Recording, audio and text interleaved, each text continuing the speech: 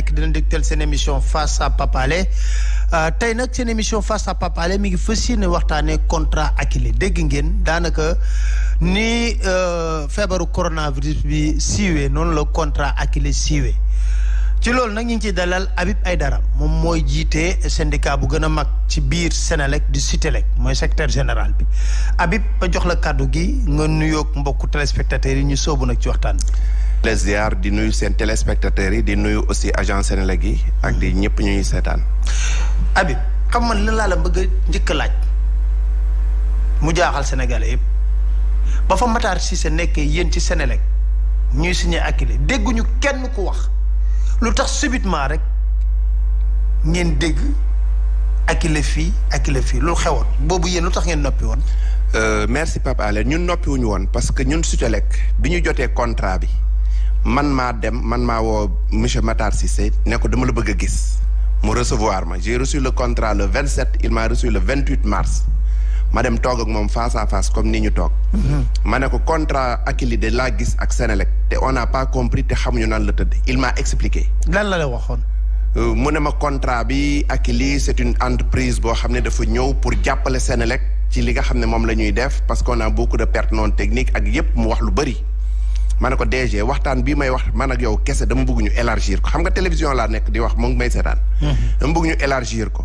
non seulement man Sutelec bëgg naa am ñeneen ñu ma gunge ci waxtaan bi mais bëgg naa aussi ñu élargir ko ci yeneen syndicats yi nekk biir Senelec ndax naam ñun ñoo fa gën a ëpp doole mais am na yeneen ñeenti syndicats yu fa nekk. mu d'accord loolu daal di convoquer benn séminaire ci benn hôtel de la Place le 3 avril. mu woo tout le comité directeur de Senelec woo la direction générale de Akilee ak ñun les partenaires sociaux. boobu fekk nag ñu signé contrat bi ba pare. fekk ñu ngi ko signé le 11 février 2019. ci biir campagne électorale. Donc ñun bu ñu ko gisee mois de mars ci lañ ko interpellé. bi ñu demee foofu ci hôtel bi ci séminaire boobu ñu taxaw ñoom ñu expliquer lépp 5 secrétaires généraux yi ñu laaj seen xalaat ñun ñu ne man ma jóg ma taxaw ma ne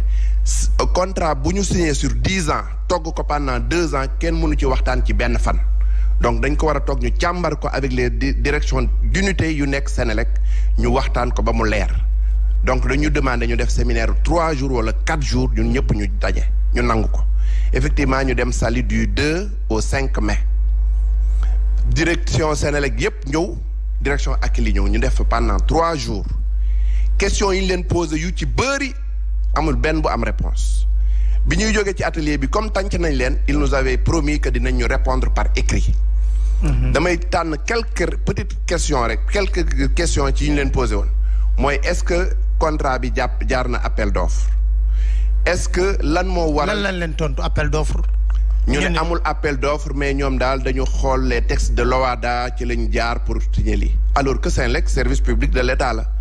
dafa war a jaar appel d'offre boo fa amee contrat bu 50 millions sax da nga war a def appel d'offre.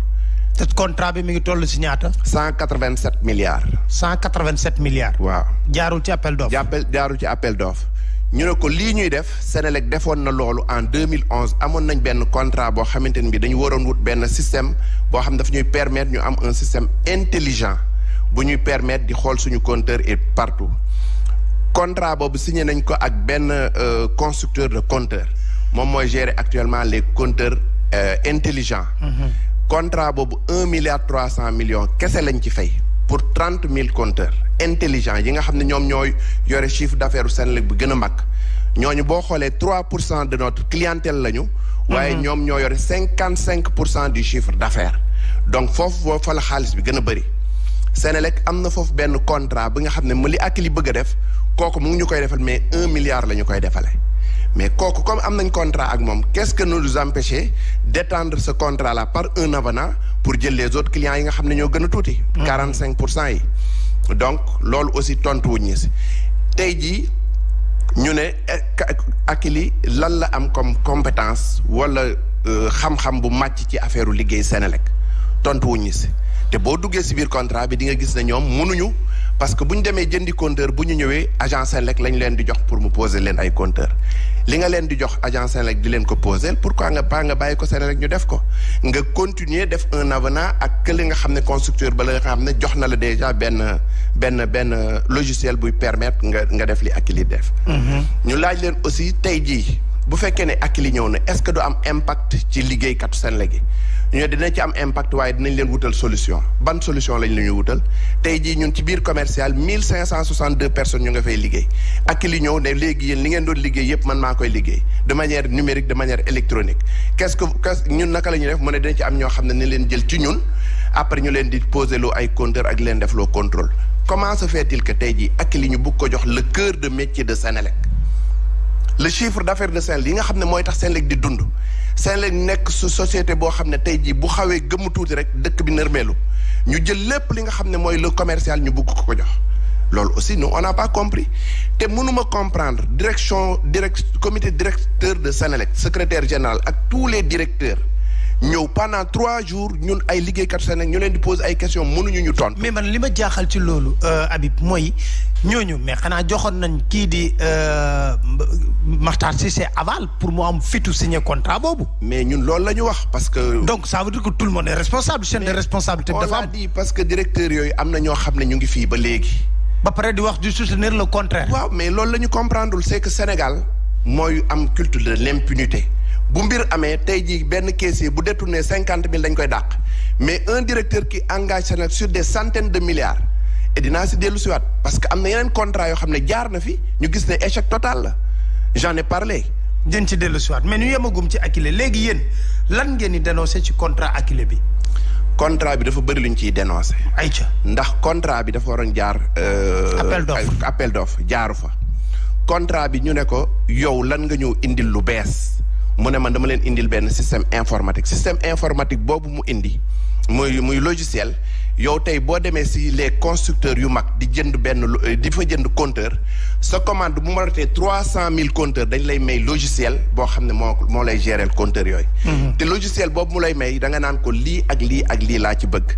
mais Senelec bu fekkee ne mu ngi jox kii 2,6 millions compteurs mu dem di ko jëndi bu fekkee yow da ngay jënd 300 000 compteurs daf lay may logiciel kii jënd 2,6 millions compteurs il faut mu may ko logiciel.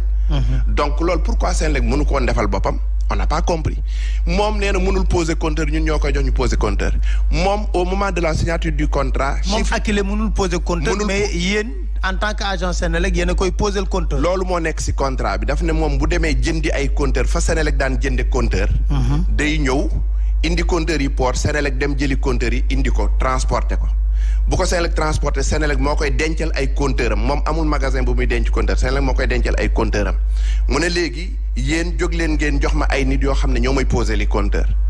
ñun ñu dem poser li ko ay compteur yow boo mënul poser compteur est-ce que di nga mën a càmbar li nga xam ne moom mooy compteur bi ci boppam. mënul nekk parce que pose compteur mooy l'activité la plus élémentaire dans le commercial. ñoom mënuñu ko. ensuite ñoom seen chiffre d'affaires mu ngi nekkoon 887 millions. contrat bi ça fait 187 milliards pour nga mën a lever ay fonds ci banque bi parce que fa ngay jëlee ji compteur il faut nga fay leen. bon ñoom amuñu xaalis ñu ne ci contrat bi Senelec moo leen di garantie dem ci banque jox leen këyit boo xam ne banque na leen lebal xaalis ñu dem jëndi sa compteur ñëw jaayaat ko Senelec loolu lépp sax garaawul. yaa ngi wax ne loolu garaawul mais loolu garaaw na mais dafa am leneen loo xam ne peut-être moo ko gën a garaaw loolu lan la. mooy délit d'initié. luy délit d'initié xam nga ñëw si benn kër. ne man dama leen bëgg a saytul seen kër gi nan la demee ñu génne la lépp li nekk ci kër gi mbóot yi li fi dox ak li fi doxul même projet yi fi nekk sax ñu jox la ko. non attends lan mooy délit d'initié bi expliqué ñu ko. délit d'initié mooy moom Amadou Ly directeur généralu Akilee dafa nekkoon ci benn cabinet bu ñuy wax PMC. Senelec daal di ne dafa bëgg ñu càmbaral ko gestion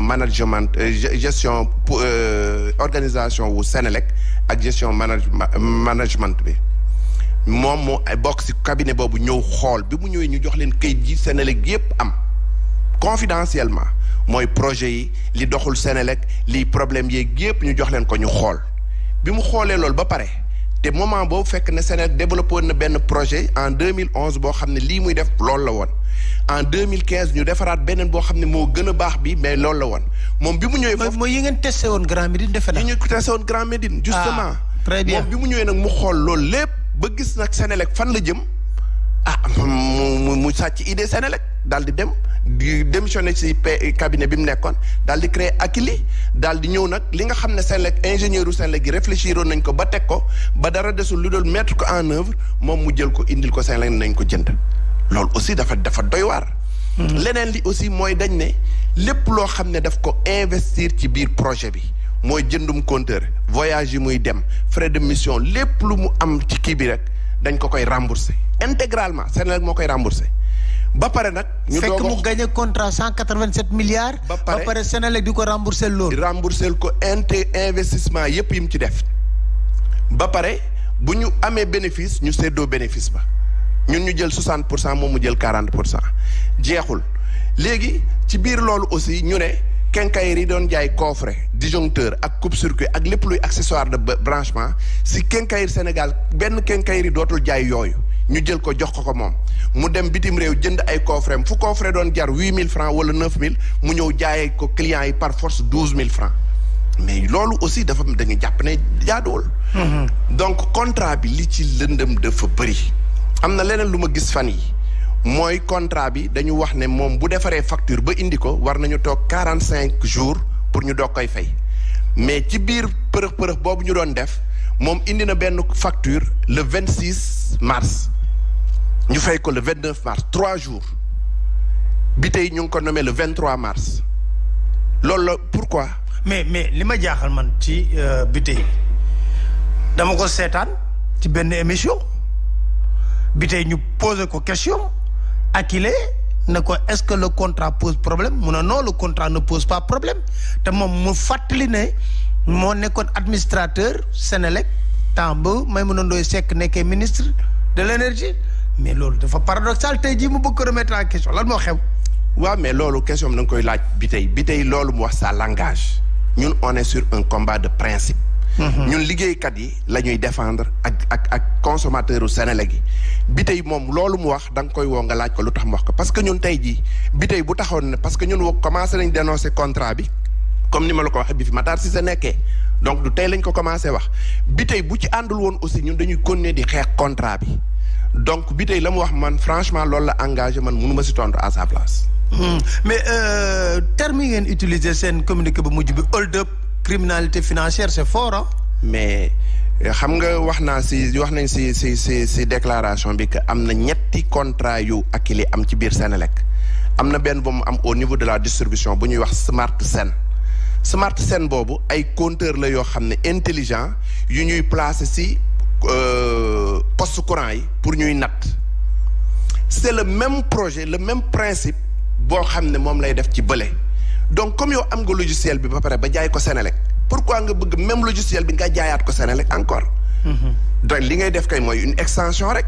mais lii ñoom ñaar yëpp ñoo bokk lu ñuy def c'est un logiciel qui nous permet moom moo ñu jëriñ ñu toog fii di xam la nekk ci compteur bële loolu am nañ ko au niveau de la distribution fay ci 2 milliards ñu ñëwaat fii bëgg ñu fayaat pour le même projet 187 milliards loolu du hold up le même produit nga jaay ko nit ki ñaari yoon. kon Akilee du benn contrat rek la am. biir Senelec la am Senelec ñett te Senelec ñeenti direction d'appui ñoo fi nekk mu am ci ñett benn bi production la Akilee moom nee na kii lay def smart grid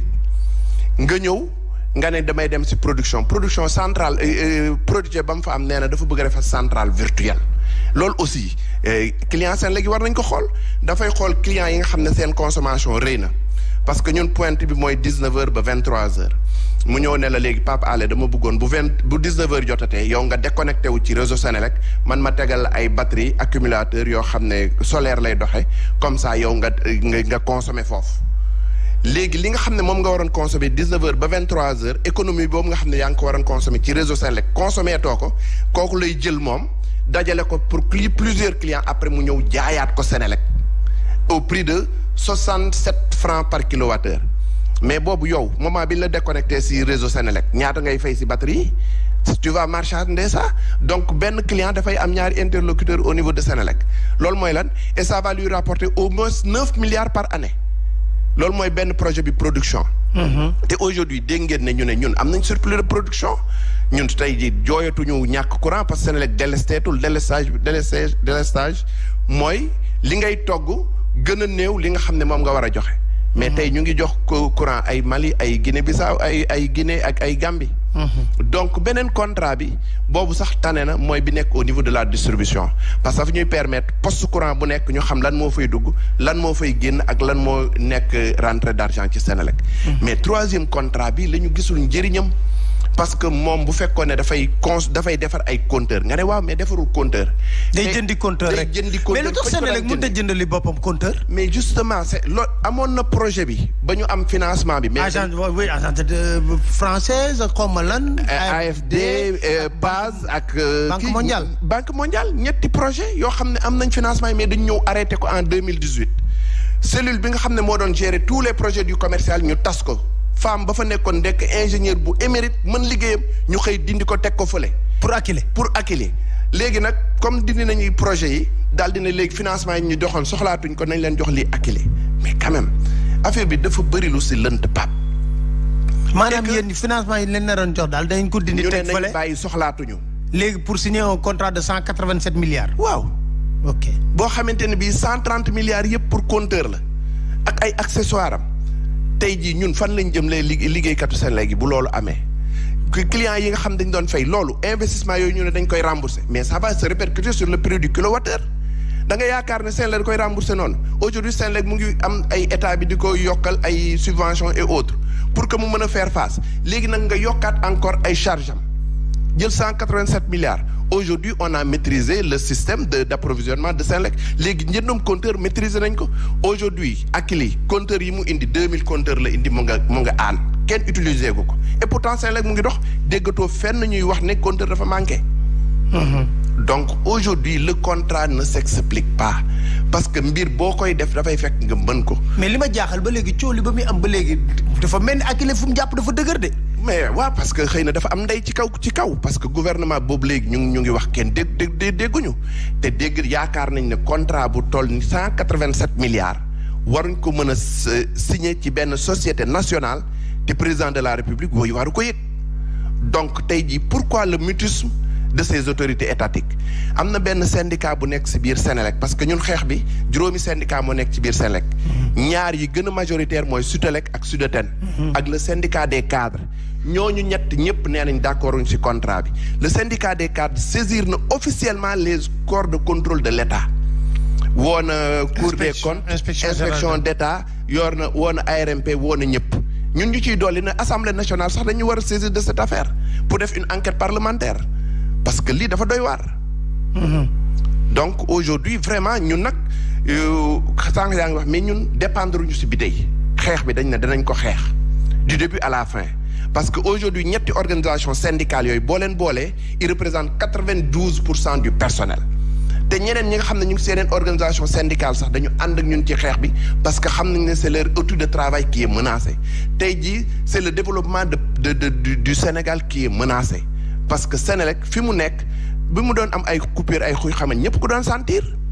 mais léegi depuis un certain temps am na stabilité boobu moom mooy ñun dañ ne woon dañuy renoncer à suñu revendication ñu def l'essentiel fexe ba Sénégalais yi am courant aujourd'hui on veut nous faire croire que kii c'est un patriote dafa nekkoon France di liggéey léegi bàyyi na fa liggéeyam pour ñëw fii mais man bu ma nekkoon France ñu may fay 100 000 ñu ne ma kaay Sénégal ñu lay may fay 100 000 damay ñëw yow nga am foofu contrat boo mën di am ñu ne la kaay ñu jox la 187 milliards pour 10 ans ce qui fait 18 milliards par année mais loolu fan la ko mën a amee donc loolu du ay question de patriotisme ñun bu koy wax ci la ñu fekk parce que bi ñuy def Covid bi ñun agent Senelec yëpp dañ ne agent bu nekk na nga xool naka ngay dompate sa salaire pendant 4 mois nga def une session de salaire ñun su syndicat yi ak daayira yi nekk Senelec ak amicale yi ak association dañoo dajale ba mot 200 millions ñu joxe ko ci Covid bi mais moom ñaata la joxe ci Covid bi mais loolu mooy patriotisme. mais léegi ma laaj leen foofu man xam lu ma jaaxal mais man yéen parce que Matar Cissé ba mu fa nekkee man damaa foogoon ne peut-être que sax dama yàlla baal ci weeru koor demi jëla parce que mosuma dégg kenn koo xam ne dingat nga gestion. non bi mu fa nekkee wax dëgg yàlla am na lu bëri lu baax lu mu def. parce que redressé na entreprise bi. waaw indi na ay moyens parce que Senelec dafa amoon ay problème d'investissement parce que bu ma gisee fan yi gis naa benn kayitu Akilee bu ñuy wax ne ñoom dañoo dimbale Senelec sur les pertes non techniques et les pertes techniques ba ñu am dajale xaalis. loolu nekkul ba ñu def ay bénéfices loolu nekkul Senelec dafa amoon un réseau qui était vétuste réseau bu màggat Matar Cissé bi mu ñëwee nag il a investi sur si centrales yi pour que ñu am ay centrales yu fonctionnelles mu investir ci mix énergétique loolu moo tax ñu maîtriser production tey mu investir sur le réseau de distribution fi nga xam ne fa lañ doon am ay panne yu bëri léegi mu wàññeeku liggéeykatu Senelec yi ay ingénieur développé benn système si biir boo xamante ne bi xam nga bu njëkk ba bu paan amaan dañ lay woo Pape Alé demal nga wëri paan bi ngay topp ligne bi di wër léegi ingénieur Senelec yi xool nañ ba am benn système boo xam ne fii ñu toog la ñuy toog bu courant coupé sa kër ñu xam ne courant bi coupé na sa kër automatiquement ñu def ay manœuvres de manière à distance donc loolu moo permettre Senelec mu def ay rentrée d'argent parce que bu fekkee ne Senelec dafa togg courant def ko ci réseau bi te courant boobu kenn utiliser wu ko loolu la ñuy wax énergie non distribuée bu yàggee lu muy gën a yàgg dafay nekk ay perte maintenant nag délai yooyu la Senelec raccourcir te loolu encore une fois ingénieurs yi nekk aan ñoom ñoo ko def ay xale yu xarañ ñoo xam ne ñu nekk Senelec c'est pourquoi on dit que lii muy proposer yëpp dans le contrat ay ingénieurs yu Senelec c'est une question de volonté et de politique parce que bu ñu leen ko bàyyee ñu def ko parce que Senelec kenn gënuñu koo xam non d'accord mais léegi nag fan ngeen ci toll léegi yéen da ngeen décider xeex ba mu jeex tàkk. dañu décider xeex te malheureusement Covid bi moo indil tey ji ñu taxaw waaye ñun dañoo lëkkaloo ñun ak Sudaten ak SICAS ak ñeneen ñi nga xamante ni ñi ay gor lañ nekk ci biir Senelec ak population yi nga xam ne aussi ñu ngi ci kii parce que ñu ngi commencé am le contact des mouvements citoyens. am na ci ñoo xam ne recevoir nañ leen démb am na ci ñoo xam ne war nañ leen rencontrer samedi donc ñu ngi wax ne pour liggéey lii xeexu population yi la parce que affaire de souveraineté la mënoo jël loo xamante ni mooy outil bu yore développement Sénégal nga jox ko ci ay loxo yoo xam ne. mais def nañ ko léegi benn combat daanaka médiatique da ngay gis. benn combat médiatique léegi la. c'est de bonne guerre parce que ñoom amuñu nii les arguments techniques amuñu nii les arguments juridiques léegi li ñu mën moom mooy dem ci presse bi xaw ma na ñuy def ak presse bi pour ñu leen di waxal et ensuite ñu ñuy saaga ñun ñi nga xam ne ñu ngi xeex contrat bi mais quand même ñun loolu du ñu dévier ñun c'est pas un combat de personne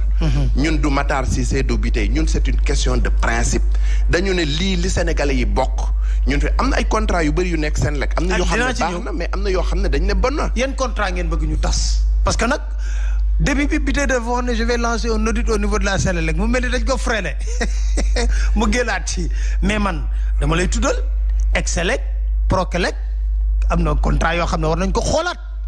parce que nag ay nit mënuñoo nekk ay ati at di dund ci ay milliards ci xoo xam ne dañuy ŋàcc deretu sénégalais yi mënta nekk xam nga man lu ma jaaxal mooy ñun si suñuy valeur dafa am lu ñuy wax transparence waaw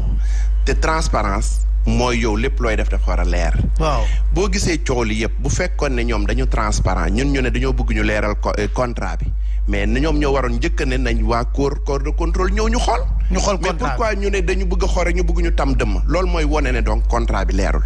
ci biir loolu aussi am na yeneen contrat yu leerul am nañ benn nouveau système d'information clientèle boo xam ne dañ ko indi Senelec ñu ne ñu woon léegi bu ñëwee dafay defar suñu relation ak clients yi ba nga xamante ne bi yow boo Pape Alé boo amee facture boo war a fay bu délai bi desee 7 jours fayoo ko dañ lay yónnee message ensuite ba lañ lay couper aussi dinañ lay yónnee beneen message de rappel léegi-léegi bu benn information amee Senelec dañ la ko yónnee sa email wala message yooyu yëpp di ay yoo xam ne dafa ëmboon ci contrat bi contrat boobu bañ ko commencé développer ba léegi dañu am ay jafe-jafe te itam contrat bi au départ dañu waxoon 5 milliards la woon mais contrat bi tey dégg naa ne sax dépassé na 10 milliards chef de projet ba fa nekkoon démissionné na contrat bi nu mu tudd NSIC nouveau système d'information clientèle chef de projet ba fa nekkoon démissionné na fan yi te kenn évalué gul contrat bi donc contrat boobu jàpp nañ ne dañ ko war a xool am na beneen contrat boo xamante ne bi moom la ñuy wax BLF brigade de lutte contre la fraude moom ak EDF in ñoo bokk lu ñuy def EDF in benn pàcc la boo xam ne ci France la bokk EDF ñu ne woon dañuy ñëw pour xoolal ñu saytul ñu affaire fraude bi mais bi ñu njëkkee def première évaluation bi projet boo xam ne Senelec dépensé gum na si 200 millions moom dugalugul si kees Senelec lu dul 20 millions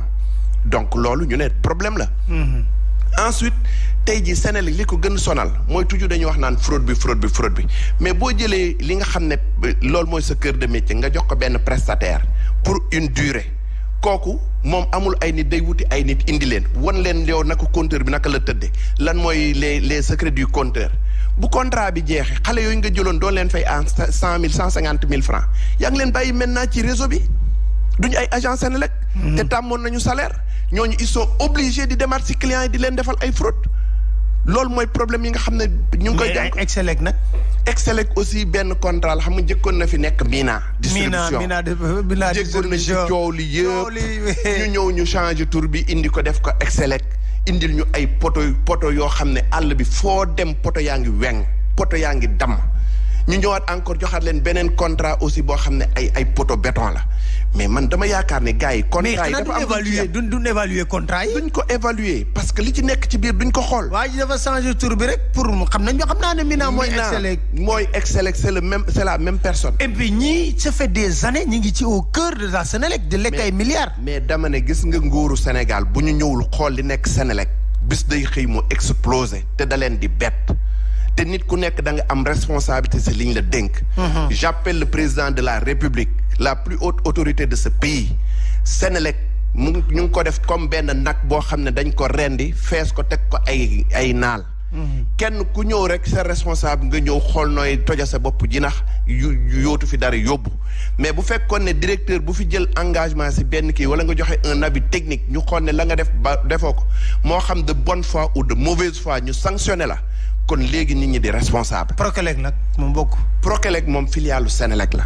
moom Sénélec moo ko mettre en place ak ay constructeurs yi nga xam ne dañuy jaay ay matériel électrique. pour lutter contre la contrefaçon parce que matériel nit ñi di utiliser si seen kër yi baaxul. Prokelec moom vraiment projet la bu baax boo xam ne Sénélec mu ngi ciy gis boppam clients yi ñu ngi si gis seen bopp. parce que dañuy améliorer ay qualité de service bi. boobu moom wax dëgg yàlla macha allah. mais BLF. EDF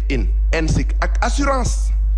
assurance yi ñu ngi bëgg a rey Sénélec. assurance yi Sénélec expliqué ñu. Sénélec dafa ne léegi dafa jël benn kii signé ak assurance ne ko léegi Sénélec bu nit retraité dafa am lu ñu lay dajaleel ba nga retraité ñu jox la ko. léegi xaalis boobu ay centaine de milliards la ñu jël ko dénk ko assurance ne ko léegi yow dee ko denc Sénélec mënul denc Sénélec am na ay banque dee ko denc ba waa ji retraité nga jox ko Sénélec boo retraité wan le 15 janvier ñu fay la sa xaalis léegi da nga ciy topp ba mois de mars kenn xamul lu nekk si gannaaw contrat boobu. ban assurance lañ ko jox. non bugguma tudd turu assurance bi fii. ok mais en tout cas am na ñaari assurance yoo xam ne ñu ngi biir Sénélec ay centaines de milliards la ñuy lekk ci Sénélec. contrat assurance yooyu aussi dañ ko war a xool tey jii agent yi nga xam ne dañu décédé depuis 2019 ba léegi ñu ngi si mois de mai 2020 ñoom dañu bàyyi njaboot gu sew seen jabar ak seeni doom am na ci ñoo xam ne dàq nañ seeni doom